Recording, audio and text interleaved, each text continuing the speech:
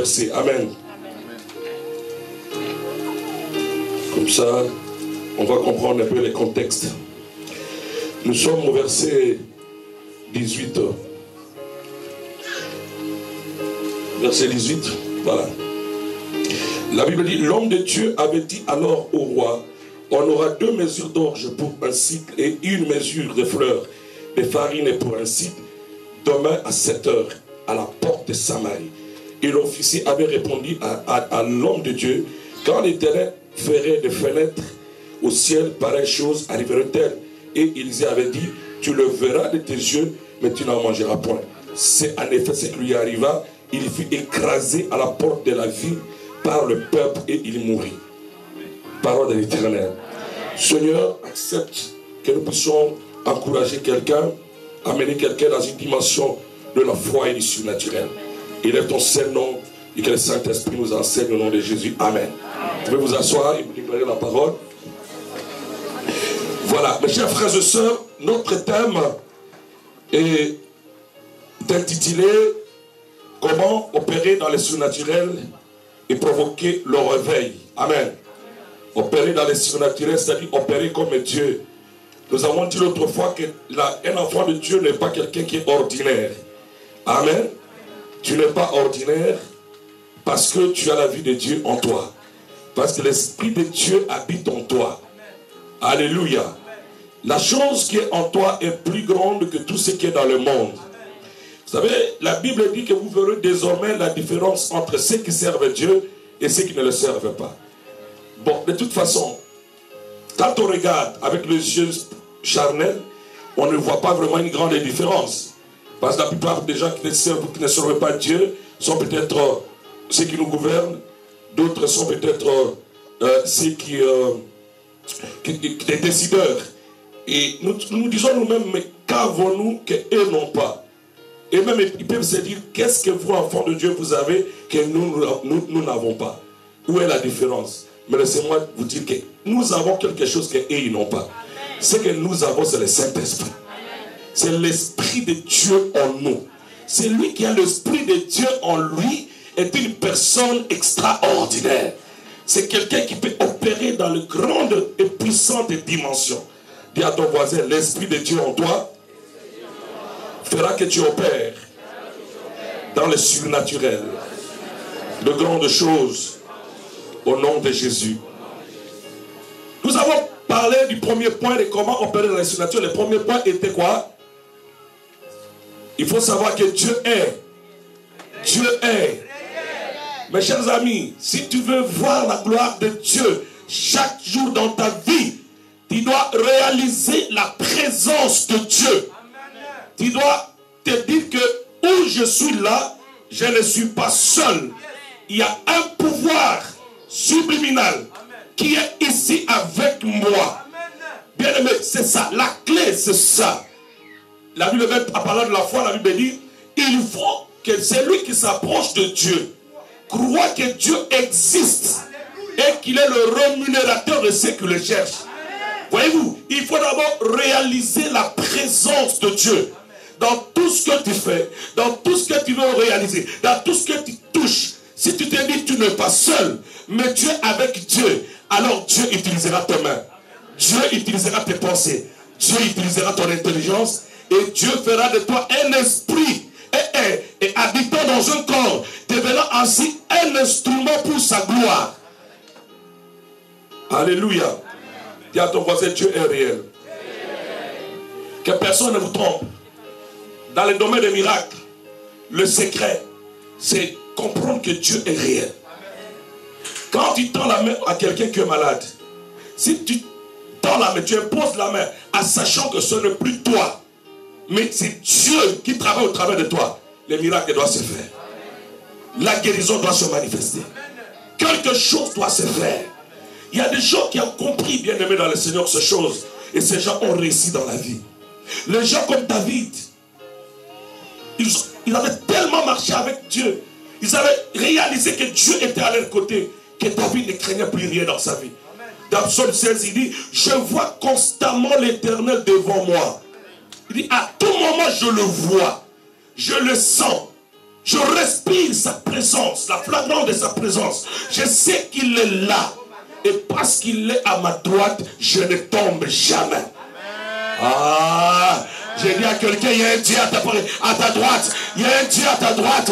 Réalise que Dieu est avec toi. Que Dieu est là. Écoutez, s'il y a une chose, bien aimé, qui est dans mon cœur, qui est ancrée dans mon cœur, dans mon âme, c'est le fait de croire à la fidélité de Dieu. Amen. Je crois que Dieu est fidèle. Peu importe le temps, les circonstances, dans mon cœur, je dis Dieu est fidèle. Dieu ne peut pas se régner lui-même. Alléluia. Il ne donnera jamais sa gloire à un autre. Il ne peut jamais laisser ton ennemi réussir sur toi. Dans sa fidélité, il lui reviendra te faire du bien quand même. Il dit au peuple d'Israël, je voulais vous écraser à cause de vos péchés, à cause de votre comportement. Mais j'ai pensé à Abraham, à ce que je dis à Abraham. Alors à cause d'Abraham, je refuse de vous faire du mal. Dis à ton voisin, Dieu est fidèle. Dieu est fidèle. Alors bien aimé, il faut que tu réalises la présence de ce Dieu-là. Que tu n'es pas seul dans tes combats. Mais Dieu est là avec toi. Même si dans tes rêves tu es poursuivi, ça peut arriver. Mais réveille-toi. Déclare que Jésus est Seigneur. Déclare que Jésus est présent. Déclare que Dieu est à tes côtés. Alléluia. Alléluia. David a dit, je te gêne. Je vécu, je vieillis. Je n'ai jamais vu un juste abandonné. C'est-à-dire, celui qui marche avec Dieu ne peut pas être abandonné. Non, non, non, non, non, non. Et ses enfants ne peuvent pas manger du pain. Je déclare la bénédiction sur vos enfants. Je déclare la bénédiction sur vos enfants. Ils ne mangeront jamais. Parce que vous marchez avec Dieu. Parce que Dieu est à vos côtés. Dieu est fidèle, il agira. Dieu manifestera sa bonté sur votre vie. Il manifestera sa gloire dans votre vie. Afin que le monde sache qu'il est Dieu. Est-ce qu'on peut balancer la main pour sa gloire? Alléluia. Mon ami, réalise que tu n'es pas seul. Jésus a dit, c'est lui qui m'a envoyé ne m'a jamais laissé seul. Il dit, il ne m'a jamais laissé seul. Et il dit que les œuvres que je fais, ce n'est pas moi qui les fais, mais c'est le Père qui vit en moi qui le fait. Vous voyez les niveaux de compréhension des choses de Dieu que cet homme avait. Jésus pouvait dire à quelqu'un, on lui dit que quelqu'un est en train de mourir. Et Jésus répond, écoutez, il est en train de dormir. J'irai et je vais le réveiller. Il faut avoir confiance en Dieu pour appeler la mort le sommeil. Il faut avoir confiance en Dieu, frère.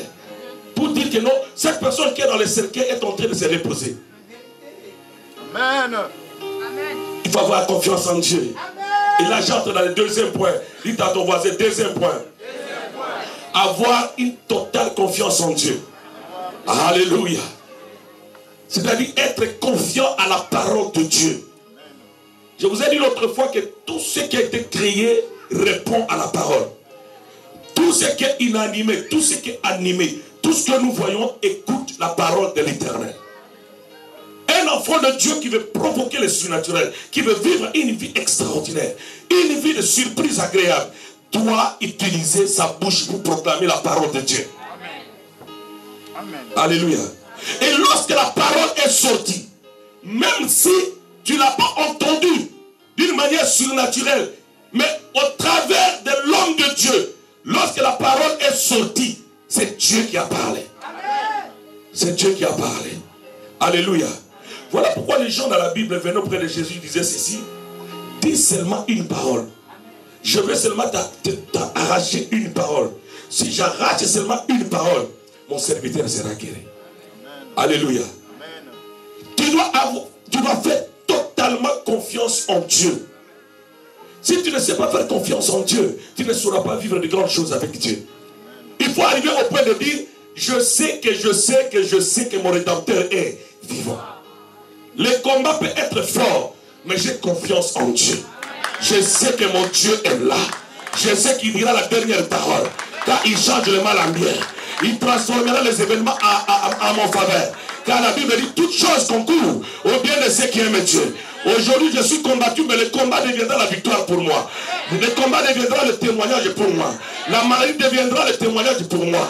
Même si les Égyptiens sont derrière toi, les Égyptiens deviendront le témoignage pour toi. Oh, oh, je suis en train de dire à quelqu'un, même la mer rouge est devant toi, mais aie confiance à l'Éternel, car l'Éternel a tous les moyens spirituels, les moyens sophistiqués. Oh, oh, oh, oh, il dit seulement une chose et la chose arrive. Il est capable d'ouvrir la mer devant toi, de déchirer les océans devant toi, afin que tu puisses trouver un chemin. Aie la totale confiance en Dieu, que tu réussiras. Que dans ce pays tu réussiras. Tes enfants réussiront. Tes projets réussiront. Même si tu es rejeté par un homme, Dieu enverra un autre homme. Je suis en train de prophétiser la vie de quelqu'un. Notre Dieu, c'est le Dieu de la deuxième chance. La deuxième opportunité. Hier tu as échoué, demain il va te faire réussir. Dieu n'accepte jamais la défaite. Il ne peut pas accepter la défaite. Donnez-lui confiance. Mets toute ta confiance en lui. La Bible dit, remets ton sort à l'Éternel. Mets à lui toute ta confiance et il agira. Il agira. Il agira. J'ai confiance en ce Dieu. Je suis arrivé à un niveau, mon frère, ma soeur, je ne crains plus rien. Je ne crains plus rien. On peut me parler de quoi que ce soit, mais je sais qu'il y a un Dieu au ciel qui écoute mes prières.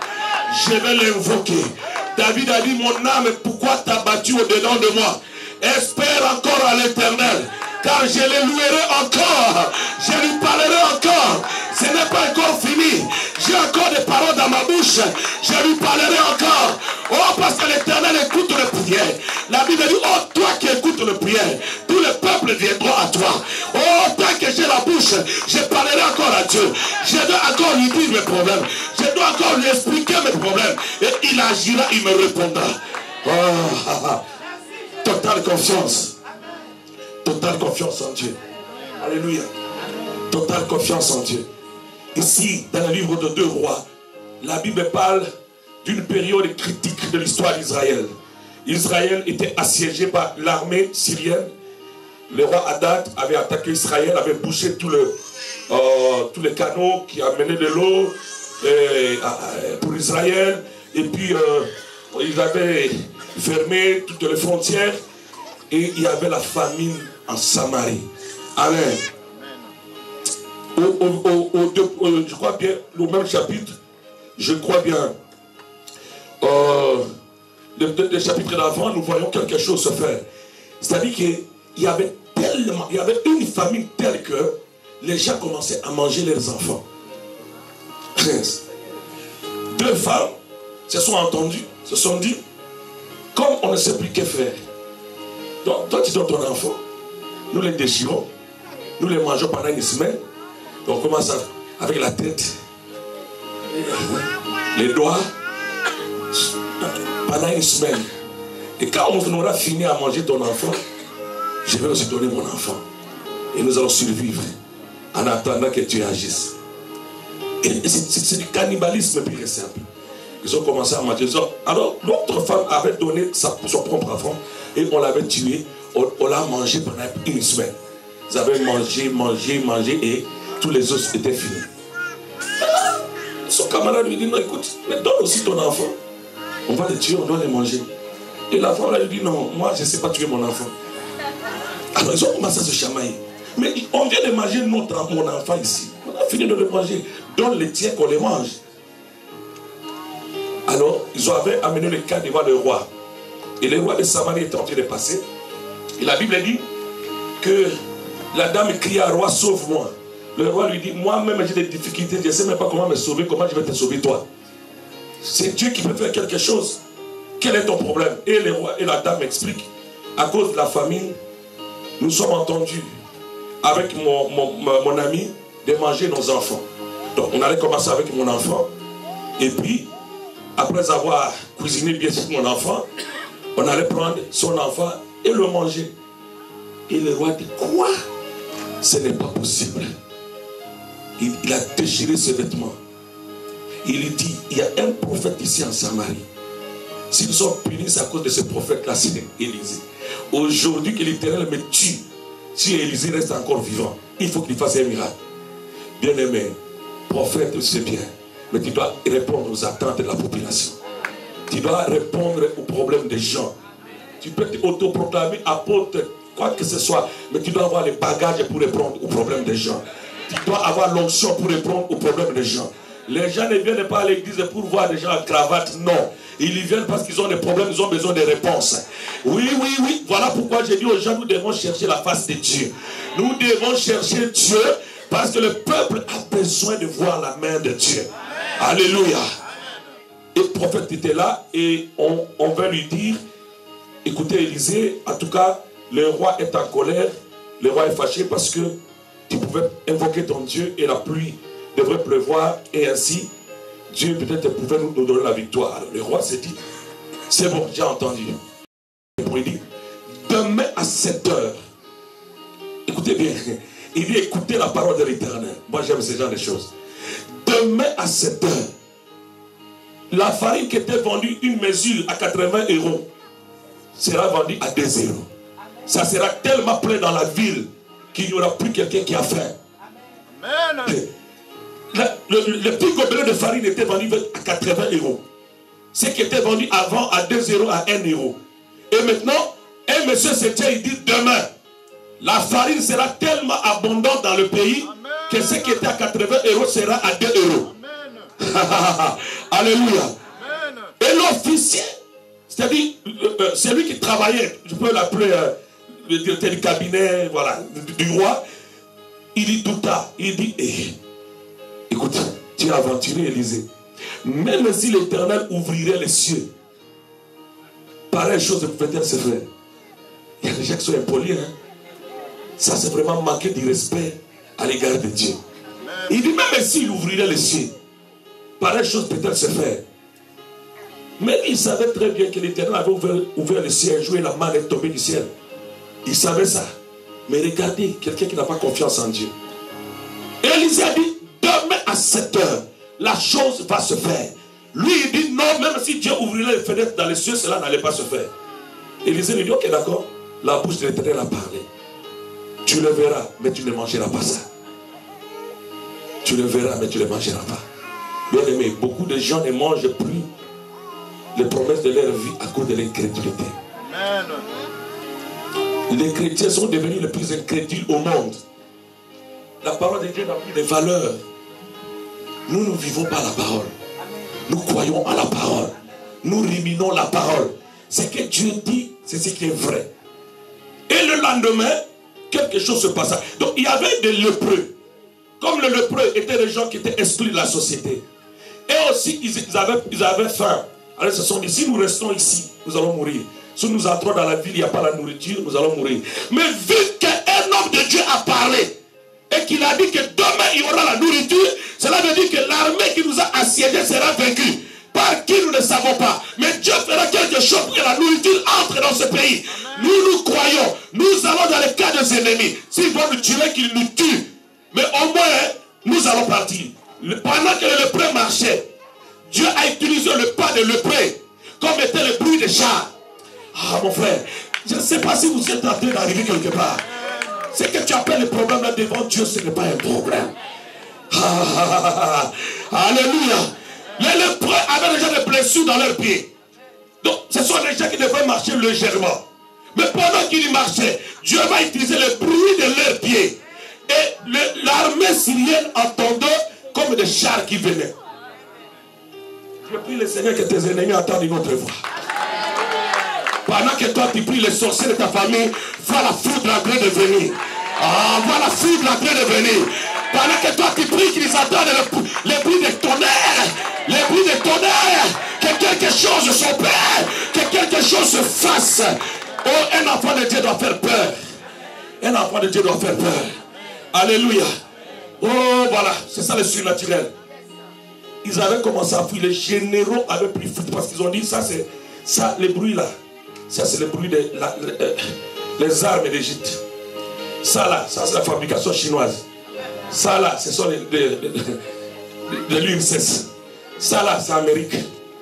Ça là, c'est le Congo. Amen. Amen. Alléluia. Tu n'as pas entendu ça? Ça doit venir de Mbandaka quelque part. Alléluia. Vous avez entendu le bruit des chars qui venaient de Douala. Ça, c'est des Douala, au Cameroun. Et ils avaient tous pris foot. Et les lépreux arrivent. Ils trouvent la nourriture en abondance.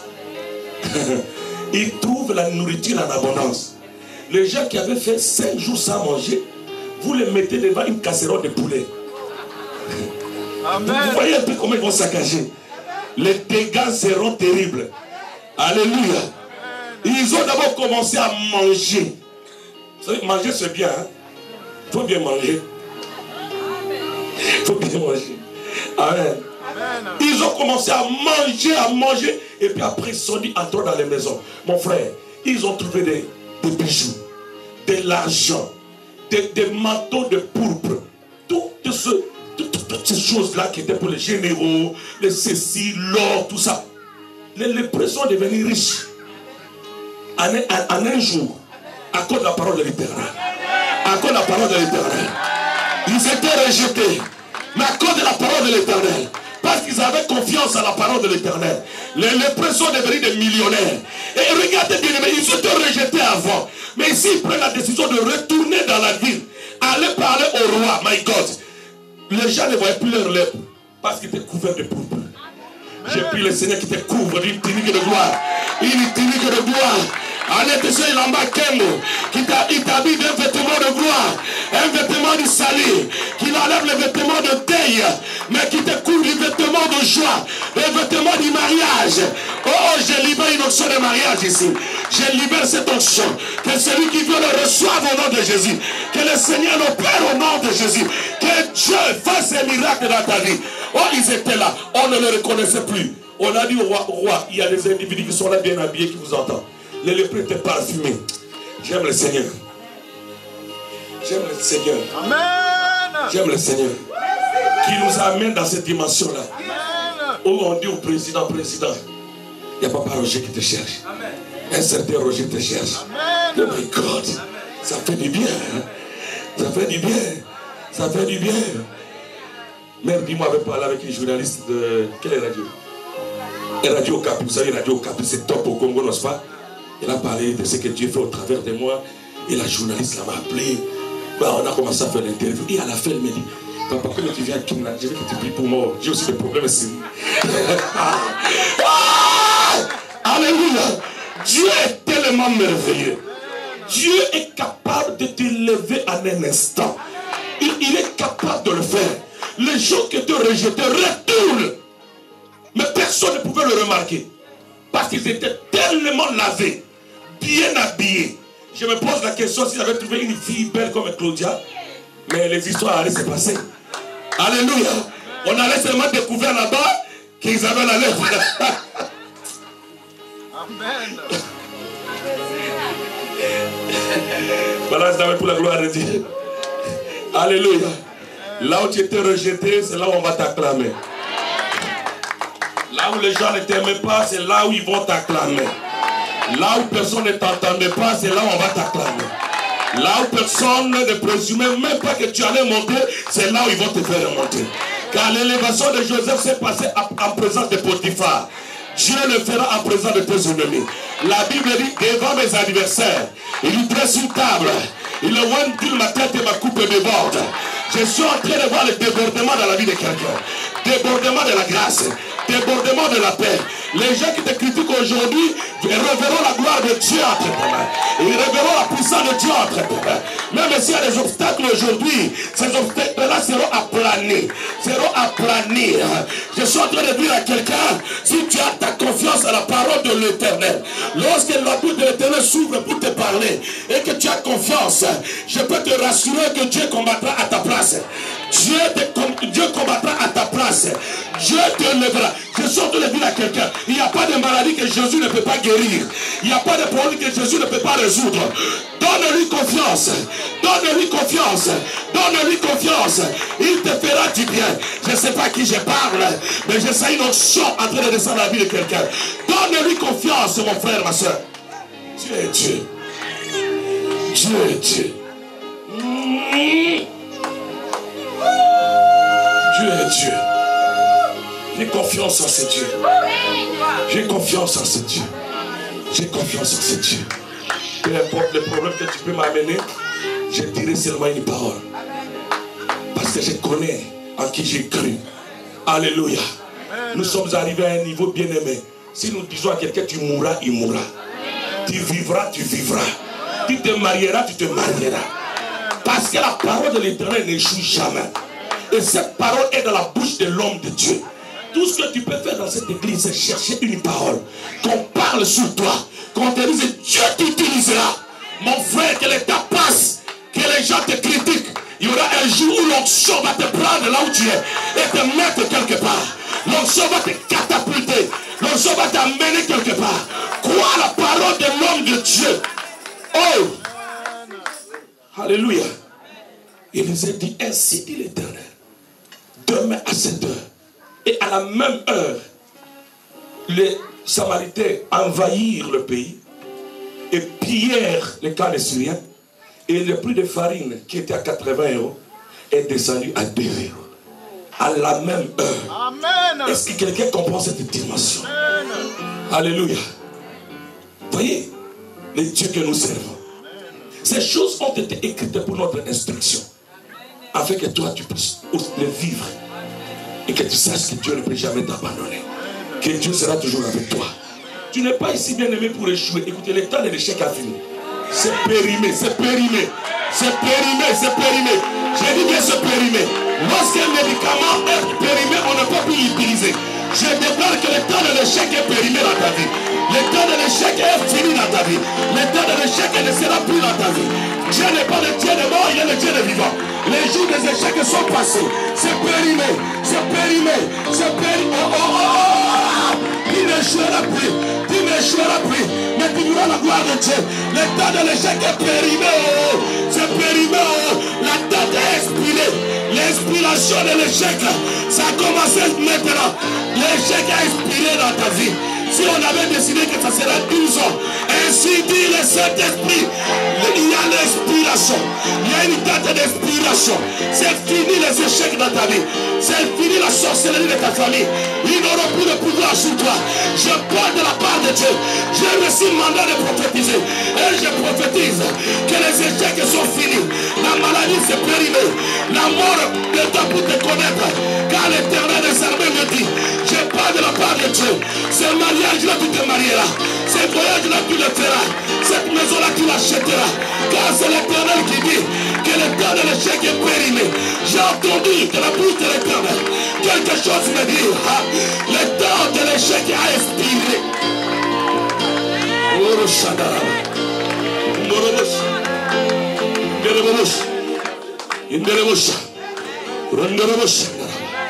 Oh my God. Donc je crois au Seigneur. Et moi je crois en Jésus. Je crois en Jésus. C'est lui qui s'est ressuscité lui-même. Il est sorti du tombeau. Il est vivant. Il nous a promis le Saint-Esprit. Et le Saint-Esprit est parmi nous. Je parle au nom de Jésus. Il a dit voici les miracles qui accompagneront ceux qui auront cru, ceux qui auront confiance, ceux qui accepteront ma parole. Ils imposeront les mains aux malades. Et les malades seront guéris. Tu peux imposer les mains, impose les mains à quelqu'un. Impose les mains à quelqu'un. Si les maladies partent, la maladie sort. Oh, oh, oh. Jésus est Dieu.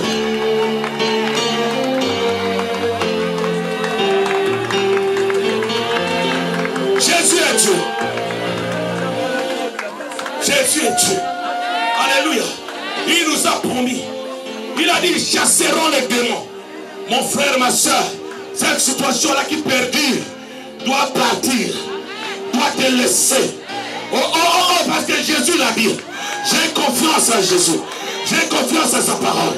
Et je parle de sa part. Et je sais que l'Esprit est là pour mettre le cachet. Oh, il est là pour sceller ses paroles. Je suis en train de voir une église glorieuse qui porte le livre. Aïe, aïe, aïe, aïe. Aie confiance en Dieu. Toute la confiance en Dieu. Dieu n'a pas encore fini de travailler avec toi. Il n'a pas encore dit la dernière parole dans ta vie. Les échecs d'hier ne seront jamais les réalités de demain. Demain est réservé à la réussite. Demain est réservé à la percée. Demain est réservé au miracle. Si tu crois, dis yes! Yes! Praise the Lord!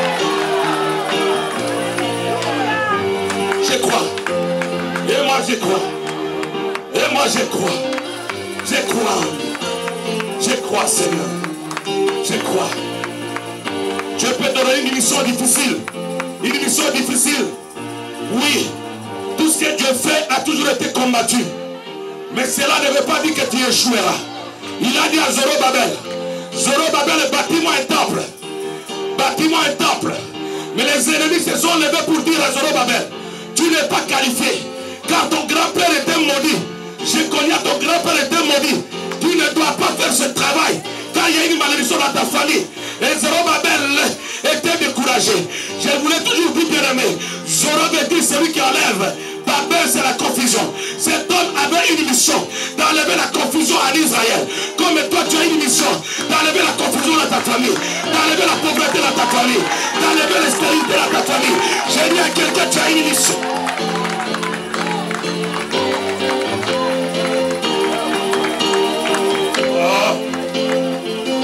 Si dans ta famille ne se marie pas, tu dois te marier pour enlever cette confusion.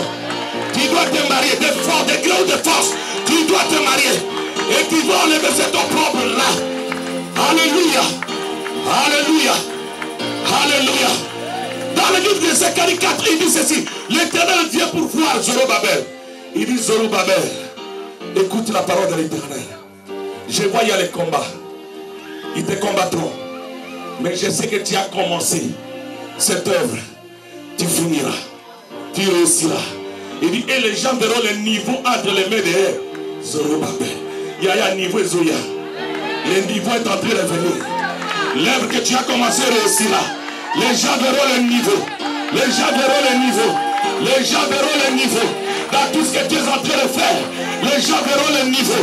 Il dit, vous verrez le niveau dans les mains de Zorobabel. Zorobabel a commencé cette œuvre. Zorobabel achèvera. Il dit, qui est-tu grand des montagnes devant Zorobabel?